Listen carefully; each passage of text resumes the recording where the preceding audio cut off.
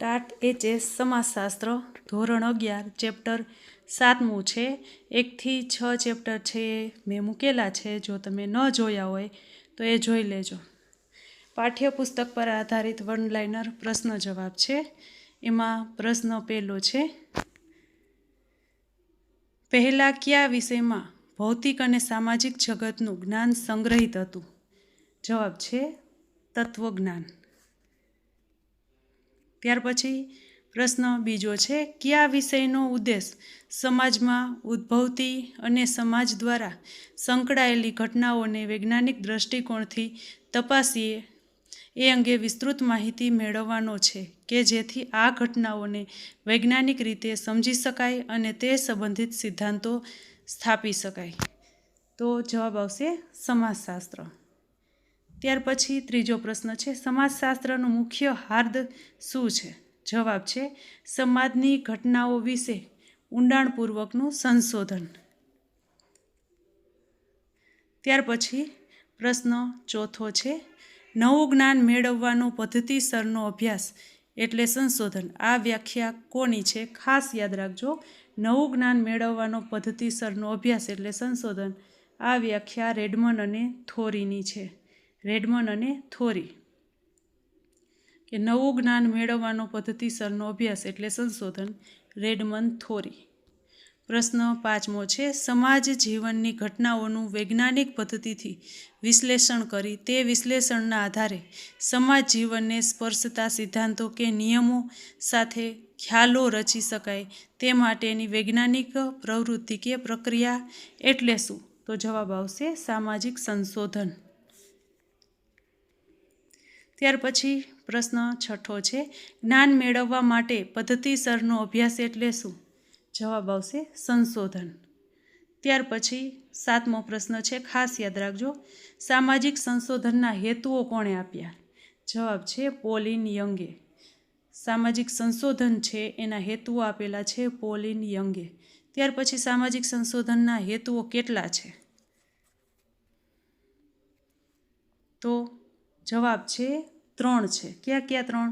તો હકીકતોની શોધ અને ચકાસણી કરવી, હકીકતો વચ્ચેનો સંબંધ શોધવો અને છેલ્લો છે વૈજ્ઞાનિક સિદ્ધાંત સ્થાપવો. 9મો પ્રશ્ન છે, સામાજિક સંશોધનનો મુખ્ય હેતુ શું છે? તો જવાબ છે નવી સામાજિક હકીકતોને શોધવી અને જૂની હકીકતોને ચકાસી તેનું નિરીક્ષણ અથવા તો પરીક્ષણ કરવું. ત્યાર પછી 10મો પ્રશ્ન છે, સંશોધનમાં જ્યારે નિરીક્ષણ કરવામાં આવે ત્યારે શું માનવામાં આવે છે? જવાબ છે કોઈ પણ હકીકત એકબીજા સાથે જોડાયેલ હોય છે. ત્યાર પછી પ્રશ્ન 11મો છે, એક સામાજિક હકીકત અન્ય સામાજિક હકીકત સાથે સંબંધિત હોય તે કેવી બને છે? તો જવાબ છે અર્થપૂર્ણ બને છે. 12મો પ્રશ્ન છે, સામાજિક સંશોધનમાં શું શોધવાનો પ્રયાસ થાય છે? જવાબ છે હકીકતો પાછળ છુપાયેલા રહસ્યને શોધવાનો. ત્યાર પછી 13મો પ્રશ્ન છે, સામાજિક સંશોધનના સોપાનો કેટલા છે? તો જવાબ છે 7 છે. ક્યાં ક્યાં? તો સંશોધન વિષય પસંદગી, સંશોધન આયોજન, ઉત્કલ્પનાનું નિર્માણ, માહિતી એકત્રીકરણની પ્રયુક્તિ અને પસંદગી, માહિતીનું એકત્રીકરણ, માહિતીનું વર્ગીકરણ અને પૃથ્થકરણ, સંશોધનના તારણો અને સામાન્યીકરણ એટલે કે અહેવાલ લેખન. પ્રશ્ન 14મો છે, વૈજ્ઞાનિક સંશોધનનું પ્રથમ સોપાન કયું છે? જવાબ છે વિષય પસંદગી. પ્રશ્ન 15મો છે, કોઈપણ સંશોધન કાર્યના પ્રારંભ માટે કઈ બાબત અતિ આવશ્યક છે? જવાબ છે વિષય પસંદગી. 16મો પ્રશ્ન છે, સંશોધક કે વૈજ્ઞાનિક પદ્ધતિથી સંશોધન કરવું હોય તો તેને શું કરવું જોઈએ? જવાબ છે પહેલાં તો તેને આયોજન કરવું જોઈએ. ત્યાર પછી 17મો પ્રશ્ન છે, સંશોધકને સંશોધનની દિશા નક્કી કરી આપતું તાર્કિક અને આયોજિત સાધન કયું છે? તો જવાબ છે આયોજન. કેમ કે સંશોધન કરવાનું છે તો પહેલાં એની દિશા નક્કી કરી આપે છે એટલે આવશે આયોજન. 18મો પ્રશ્ન છે, ઘણા વિદ્વાનો કયા સોપાનને સંશોધનના સ્વતંત્ર સોપાન તરીકે ગણતા નથી? તો આવશે ઉપકલ્પના.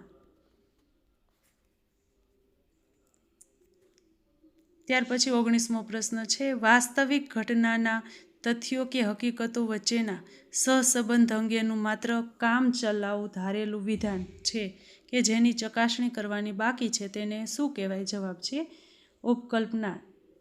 જો એમાં શું છે? માત્ર કામચલાઉ કે ધારેલું વિધાન. ખાસ યાદ રાખજો, કામચલાઉ કે ધારેલું વિધાન તો છે ઉપકલ્પના. એ પહેલાં ધારેલું છે, હજી સાબિત થયેલું નથી, હજી ચકાસણી કરવાની બાકી છે. ત્યાર પછી 20મો પ્રશ્ન છે, પ્રશ્નરૂપ વિધાન એટલે શું?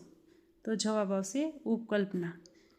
21મો પ્રશ્ન છે, ઉપકલ્પનાની ચકાસણી માટે કેવી માહિતી પ્રાપ્ત થાય તે જરૂરી છે? જવાબ છે ચોક્કસ, આધારભૂત અને વિશ્વસનીય.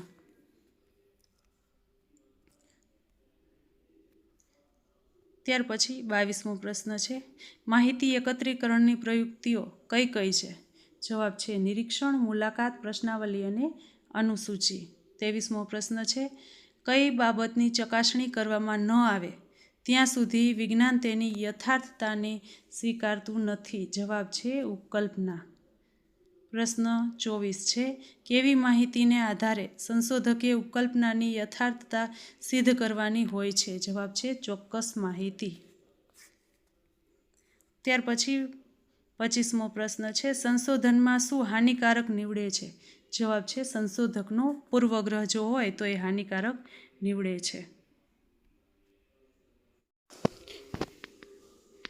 પ્રશ્ન 26મો છે, સંશોધકે વૈજ્ઞાનિક પ્રયુક્તિથી એકત્ર કરેલ માહિતીને અર્થપૂર્ણ બનાવવી હોય તો સંશોધક દ્વારા જે માહિતી મેળવવામાં આવે તેને કયા સંબંધને આધારે પરસ્પર જોડવામાં આવે છે? તો જવાબ છે તાર્કિક સંબંધને આધારે. પ્રશ્ન 27મો છે, સંશોધકે માહિતીમાં કયા આધારે વર્ગીકરણ કરવું જરૂરી છે? તો સમાનતા અને વિભિન્નતાના આધારે વર્ગીકરણ કરવું જોઈએ. 28મો પ્રશ્ન છે, સંશોધક મેળવેલ માહિતીના વર્ગીકરણને આધારે જુદી જુદી હકીકતો વચ્ચેના સંબંધની સ્પષ્ટતા મેળવે છે અને તેના પરથી હકીકતો વિશે ચોકસાઈપૂર્વક વિધાનો રજૂ કરે છે. આવા વિધાનોને શું કહે છે? તો જવાબ આવશે તારણો કહેવામાં આવે છે. 29મો પ્રશ્ન છે, તારણોની જેમાં રજૂઆત કરવામાં આવે તેને શું કહે છે? જવાબ છે સંશોધન અહેવાલ. 30મો પ્રશ્ન છે, એક ઘટનાનો અભ્યાસ કરીને તારવવામાં આવેલા તારણો કે જે વર્ગની અન્ય ઘટનાઓને જ્યારે લાગુ પાડવામાં આવે એ પ્રક્રિયાને શું કહે છે? જવાબ આવશે સામાન્યીકરણ. કે જે એક ઘટનાનો અભ્યાસ કરીને જે તારવવામાં આવેલા તારણો છે એ વર્ગની અન્ય ઘટના માટે પણ જો એ લાગુ પાડવામાં આવે, એનો ઉપયોગ કરવામાં આવે તો એને કહેવાય સામાન્યીકરણ. 31મો પ્રશ્ન છે, સામાન્યીકરણમાંથી શું અસ્તિત્વમાં આવે છે? ખાસ યાદ રાખજો, સામાન્યીકરણમાંથી સિદ્ધાંતો અસ્તિત્વમાં આવે છે.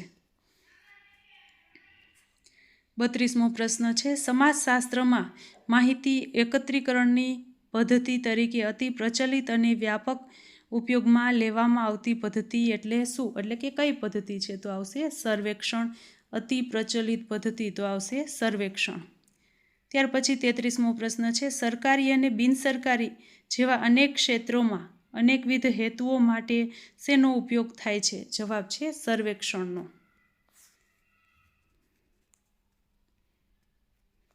ત્યાર પછી 34મો પ્રશ્ન છે, લોકોના વલણો, વર્તનો, માન્યતાઓ, અભિપ્રાયો, અપેક્ષાઓ વગેરેના અભ્યાસમાં કઈ પદ્ધતિનો ઉપયોગ થાય છે? તો જવાબ આવશે સર્વેક્ષણ પદ્ધતિ.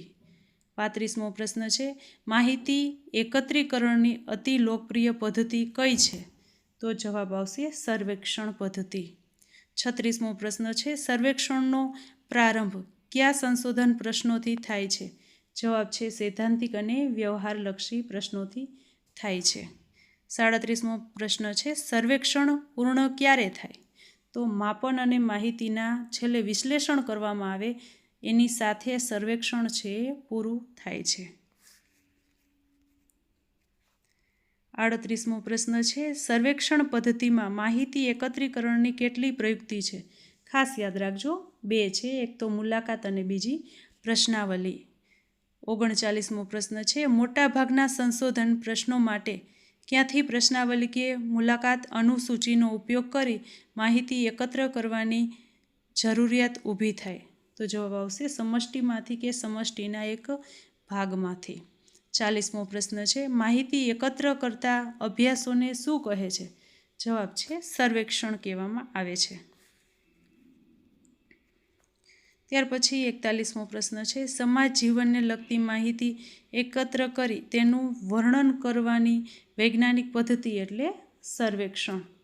42મો પ્રશ્ન છે, સર્વેક્ષણના કેટલા વિભાગો છે? તો જવાબ છે સર્વેક્ષણના 2 વિભાગો છે. સમષ્ટિ સર્વેક્ષણ એટલે કે સેન્સસ સર્વેક્ષણ અને બીજું છે નિદર્શ સર્વેક્ષણ એટલે કે સેમ્પલ સર્વેક્ષણ.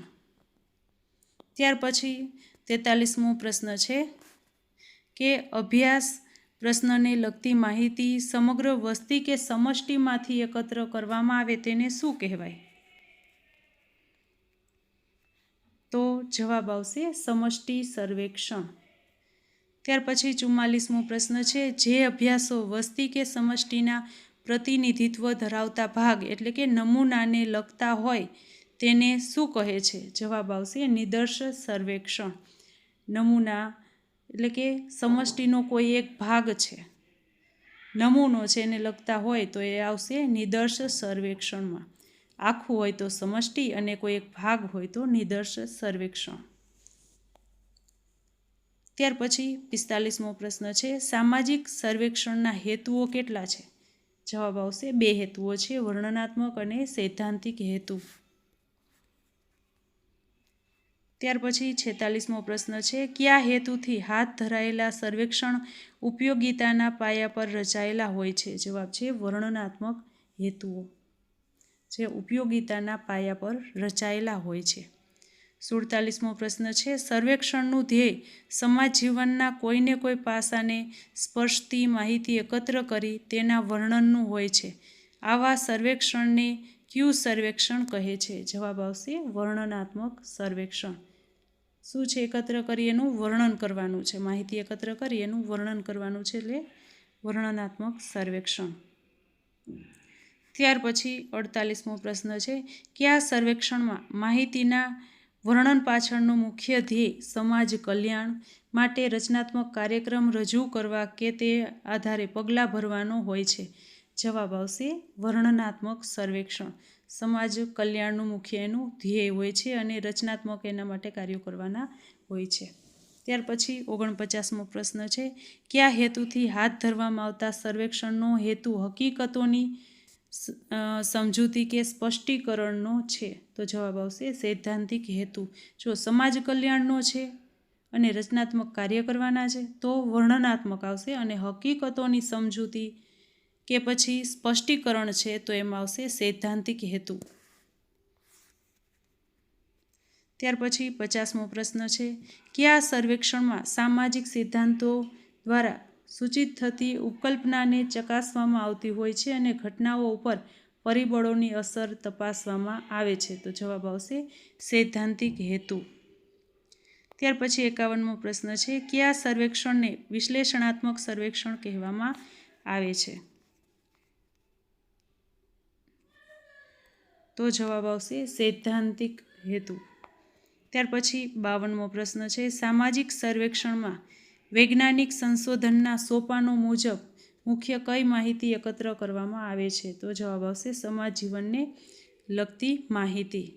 ત્યાર પછી 53મો પ્રશ્ન છે, સામાજિક સંશોધનમાં સંશોધનના હેતુઓને ધ્યાનમાં રાખી તેનો અભ્યાસ કરવા માંગતા હોય તેવા વ્યક્તિઓને પ્રત્યક્ષ મળી પ્રશ્નો પૂછીને માહિતી એકત્ર કરવાનો પ્રયાસ કરે તેને કઈ પ્રશ્નાવલી કહેવાય? તો જવાબ આવશે મુલાકાત પ્રયુક્તિ. 54મો પ્રશ્ન છે, સંશોધક દ્વારા ઉત્તરદાતાને રૂબરૂ મળી વાતચીત કરી પ્રશ્નો પૂછી માહિતી એકત્ર કરવાની પ્રયુક્તિ એટલે કઈ પ્રયુક્તિ? તો જવાબ આવશે મુલાકાત પ્રયુક્તિ. 55મો પ્રશ્ન છે, મુલાકાતમાં કેટલા પક્ષો હોય? તો 2 પક્ષો હોય, એક તો મુલાકાત લેનાર અને બીજો મુલાકાત આપનાર. ત્યાર પછી 56મો પ્રશ્ન છે, સંશોધક અને માહિતીદાતા વચ્ચેની મોઢામોઢની શાબ્દિક આપલેની પ્રક્રિયા એટલે મુલાકાત પ્રયુક્તિ. ત્યાર પછી 57મો પ્રશ્ન છે, મુલાકાતને કેટલી વ્યક્તિ વચ્ચેની આંતરક્રિયા ગણાવી શકાય? તો જવાબ આવશે 2. ત્યાર પછી 58મો પ્રશ્ન છે, મુલાકાતમાં સંશોધક કેટલી રીતના ઉપયોગથી માહિતી મેળવે છે? તો જવાબ આવશે 2.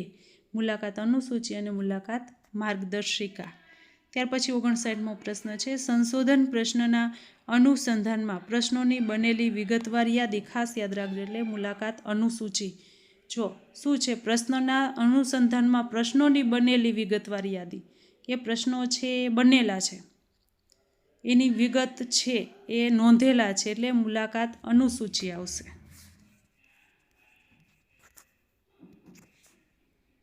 મુલાકાત અનુસૂચિ એ સંશોધન સમસ્યાના સંદર્ભે કેવા પ્રશ્નોનું બનેલું પત્રક છે? તો જવાબ છે પહેલેથી ઘડાયેલા ક્રમબદ્ધ પ્રશ્નો, કેમ કે પહેલેથી જે છે પ્રશ્નો નક્કી કરેલા હોય છે એટલા માટે. ત્યાર પછી એટલે એને કહેવાય મુલાકાત અનુસૂચિ. ત્યાર પછી 61મો પ્રશ્ન છે, સંશોધક ઉત્તરદાતાની મુલાકાત લે ત્યારે ઉત્તરદાતાને કેવા પ્રશ્નો પૂછે છે? તો રૂબરૂ ક્રમબદ્ધ પ્રશ્નો પૂછે છે. 62મો પ્રશ્ન છે, મુલાકાત અનુસૂચિમાં ઉત્તરદાતા જે ઉત્તર આપે તેને ક્યાં નોંધવામાં આવે છે? તો જવાબ આવશે માહિતી પત્રક જેની પાસે છે એમાં નોંધવામાં આવે છે.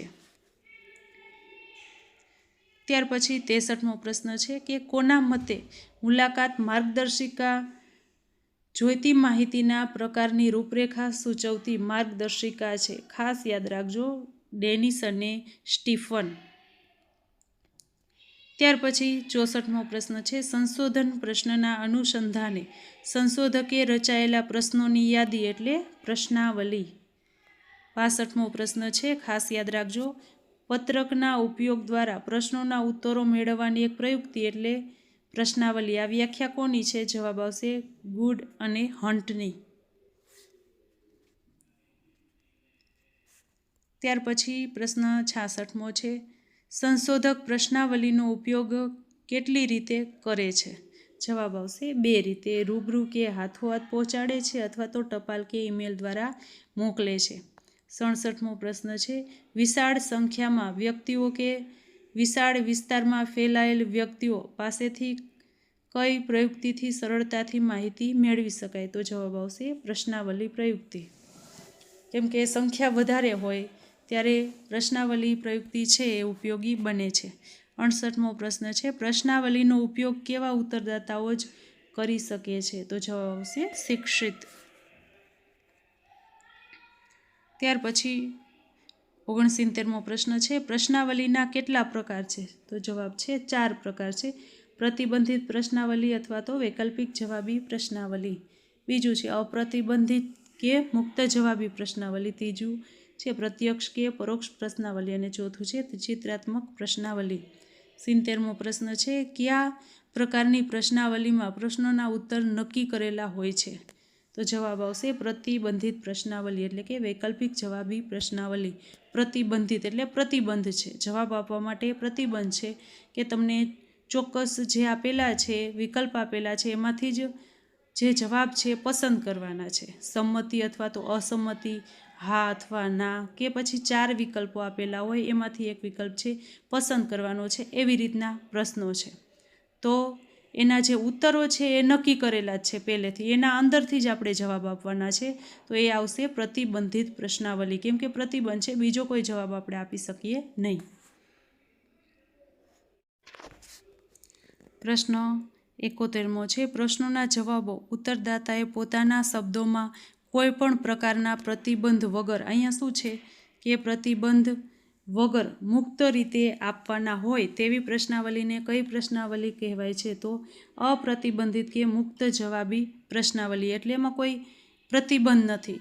જેમ કે 5 માર્કના કે 4 માર્કના જે પ્રશ્ન છે એમાં કોઈ પ્રતિબંધ નથી, સવિસ્તાર લખવાનો છે, તો એને કહેવાય અપ્રતિબંધિત કે મુક્ત જવાબી. મુક્તપણે આપણે જવાબ આપી શકીએ એવી પ્રશ્નાવલી. 72મો પ્રશ્ન છે, પ્રશ્નો પૂછવા પાછળનો સંશોધકનો હેતુ શું જાણવાનો છે? તે ઉત્તરદાતા સ્પષ્ટ સમજી શકે તેમ હોય તેવા પ્રશ્નોને કેવા પ્રશ્નો કહેવાય? ખાસ યાદ રાખજો કે જે પ્રશ્નો પૂછવા પાછળનો સંશોધકનો હેતુ શું છે એ ઉત્તરદાતાને ખબર હોય તો એવા પ્રશ્નો છે પ્રત્યક્ષ પ્રશ્નો. કે ઉત્તરદાતાને ખબર છે કે આ કઈ માહિતી લેવા માંગે છે, એને ખબર હોય તો આવશે પ્રત્યક્ષ પ્રશ્નો. ત્યાર પછી 73મો પ્રશ્ન છે, કેવા પ્રશ્નો સંશોધકના હેતુને વ્યક્ત કરતા હોય છે? ખાસ યાદ રાખજો, પ્રત્યક્ષ પ્રશ્નો છે એ સંશોધકના હેતુને વ્યક્ત કરે કે શું એનો હેતુ શું છે, કેમ જાણવા માગે છે જવાબો, તો એનો હેતુ એ વ્યક્ત કરે છે એટલે પ્રત્યક્ષ પ્રશ્નો. ત્યાર પછી 74મો પ્રશ્ન છે, જે પ્રશ્નો પાછળ સંશોધક શું જાણવા ઈચ્છે છે તે ઉત્તરદાતા સ્પષ્ટ સમજી ન શકે, સમજતા નથી કે ઉત્તર આપે છે પણ એને ખબર નથી કે ઉત્તર કેમ આપે છે, તો એવા પ્રશ્નો છે એને શું કહેવાય? પરોક્ષ પ્રશ્નો. જો ઉત્તરદાતા છે સમજી જાય છે તો પ્રત્યક્ષ છે, અને સ્પષ્ટ સમજી નથી શકતા તો પરોક્ષ પ્રશ્નો છે. ત્યાર પછી 75મો પ્રશ્ન છે, કેવા પ્રશ્નો સંશોધન હેતુ સાથે સીધા સુસંગત કે સંબંધમાં હોતા નથી? તો આવશે પરોક્ષ પ્રશ્નો, કેમ કે એને ખબર હોતી નથી ઉત્તરદાતાને કે પ્રશ્ન શું અનુસંધાને પૂછવામાં આવેલા છે. ત્યાર પછી 76મો પ્રશ્ન છે, અધૂરું વાક્ય આપીને તેને પૂર્ણ કરવાનું ઉત્તરદાતાને કહેવામાં આવે તો તેવા પ્રશ્નોને કેવા પ્રશ્નો કહે છે? તો જવાબ આવશે પરોક્ષ પ્રશ્ન, કેમ કે અધૂરું વાક્ય છે એ પૂરું કરવાનું ઉત્તરદાતાએ છે, પણ એ પૂરું કરે છે પણ એના પાછળ જે સંશોધક છે શું જાણવા માગે છે એ ઉત્તરદાતાને ખબર હોતી નથી, એટલે આવે પરોક્ષ પ્રશ્નો. ખાસ યાદ રાખજો. ત્યાર પછી 77મો પ્રશ્ન છે, પ્રશ્નાવલીમાં પ્રશ્નોના સંયોજનરૂપ પ્રશ્નો હોય તેને કેવી પ્રશ્નાવલી કહેવાય? સંયોજનરૂપ હોય એટલે કે પ્રત્યક્ષ અને પરોક્ષ બેનું મિશ્રણ હોય તો એ આવશે મિશ્ર પ્રશ્નાવલી. ત્યાર પછી 78મો પ્રશ્ન છે, નિરક્ષર ઉત્તરદાતા કે જે બાળકો છે એની પાસેથી માહિતી એકત્ર કરવા માટે વિવિધ ચિત્રોનો ઉપયોગ કરવામાં આવતો હોય તો તે કઈ પ્રશ્નાવલી છે? તો જવાબ આવશે ચિત્રાત્મક પ્રશ્નાવલી.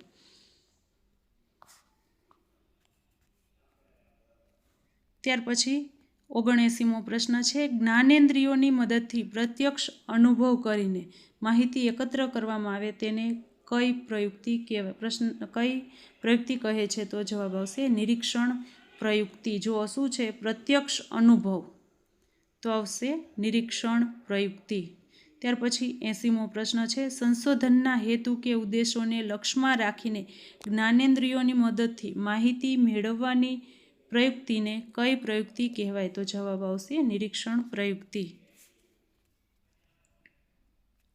ત્યાર પછી 81મો પ્રશ્ન છે, કોના મતે નિરીક્ષણ એ વસ્તુ, વ્યક્તિ કે પરિસ્થિતિ વિશે માહિતી મેળવવાની પ્રક્રિયા છે? ખાસ યાદ રાખજો, જવાબ આવશે પોલિન યંગ.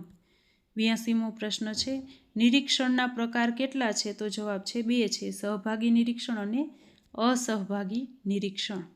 83મો પ્રશ્ન છે, નિરીક્ષણ કરતા પોતે પોતાના અભ્યાસ હેઠળના જૂથ જીવનમાં ભળી જઈ નિરીક્ષણ કરે તો તેને કેવું નિરીક્ષણ કહે છે? તો જવાબ આવશે સહભાગી, કેમ કે એમાં એના જે જૂથ છે એનું સમુદાય છે એમાં ભળીને અભ્યાસ કરે છે, એની અંદર ભળી જાય છે, એમાં સહભાગી બને છે એટલે સહભાગી નિરીક્ષણ આવશે.